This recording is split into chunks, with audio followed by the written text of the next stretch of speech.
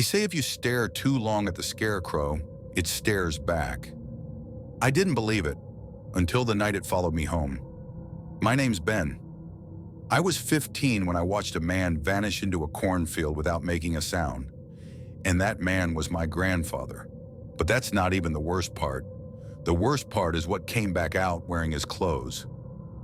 You're probably thinking I'm crazy already. That's fine. Most people do when I try to explain what happened that summer. But I'm not telling this for you to believe me. I'm telling it so you don't make the same mistake I did.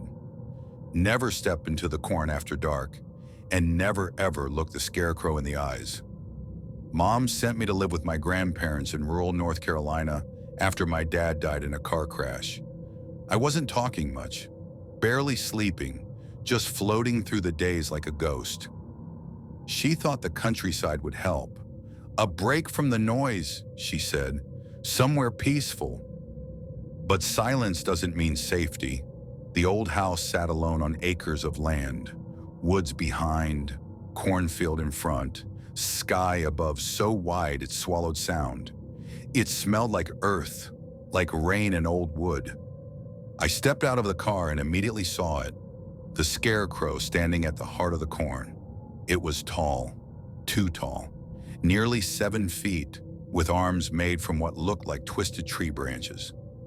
Its shirt hung in tatters, flannel faded to bloodless colors, and over its head was a burlap sack stitched crudely with black thread to form a jagged grin. The eyes were just 2 hollow, black holes. At first I thought it was just creepy, but then it tilted its head, just slightly, as if acknowledging me. A shiver ran down my spine. I looked away. Grandma June was sweet but distant. She spoke in hums and riddles, eyes often drifting past me like she was seeing something just over my shoulder. Grandpa Grady was the opposite, silent, stone-faced, and always watching the corn. I asked him about the Scarecrow that first night. He didn't look at me, just muttered, "Don't go into the corn, boy. Not unless you want to take its place." I waited for him to laugh. He never did. That night, lying in the small upstairs bedroom, I stared out the window at the moonlit field. The Scarecrow stood in its place, still, unmoving, but I could feel it. Like it was aware, like it was watching me too. Around midnight, I heard something, rustling, soft thuds, and the sound of something being dragged over dry ground. The sound came from the corn. I convinced myself it was wind, or maybe a raccoon, just my city boy brain not used to country sounds. But something felt wrong. By the third night, I stopped sleeping. I'd stare out the window every hour. The Scarecrow never moved, but the air around it felt charged, like a storm was always on the edge of forming. On the 5th night, I woke up thirsty, walked to the kitchen for a glass of water. As I passed the window, my body locked up. The Scarecrow wasn't in the middle of the field anymore. It had moved.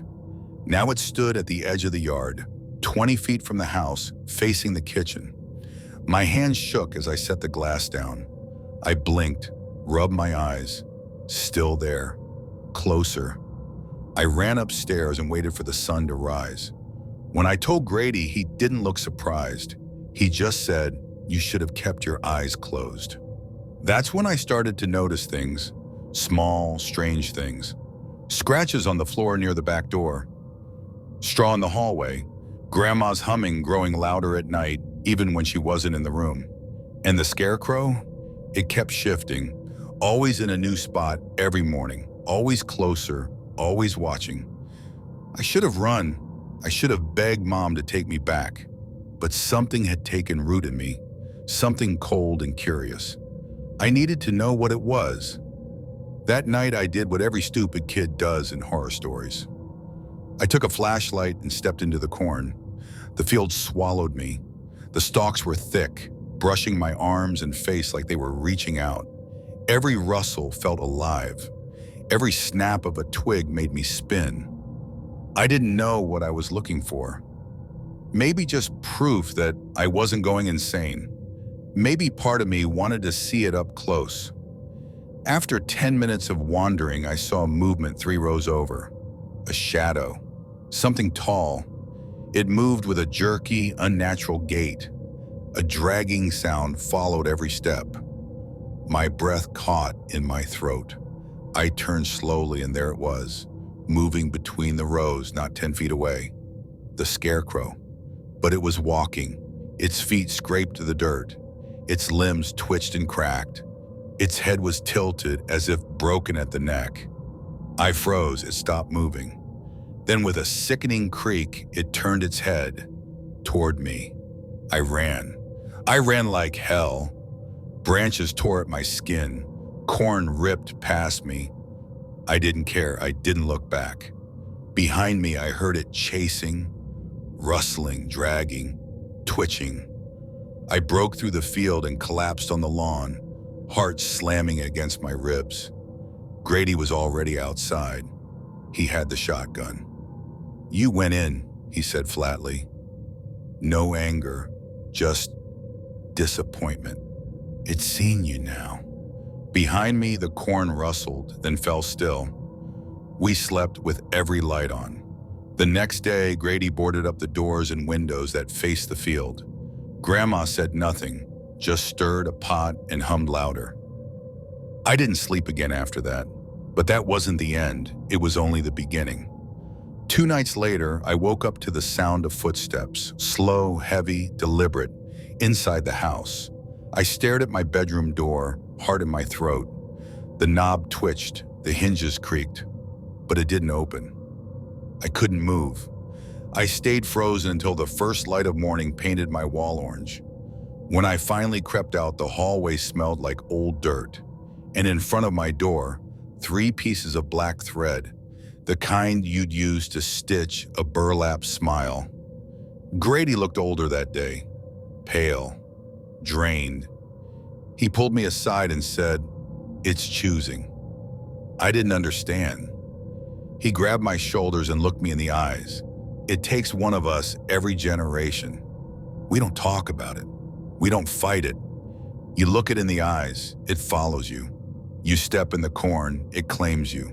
We've all paid our share." I asked him what happened to his brother, the one in the photo Grandma kept hidden in the drawer.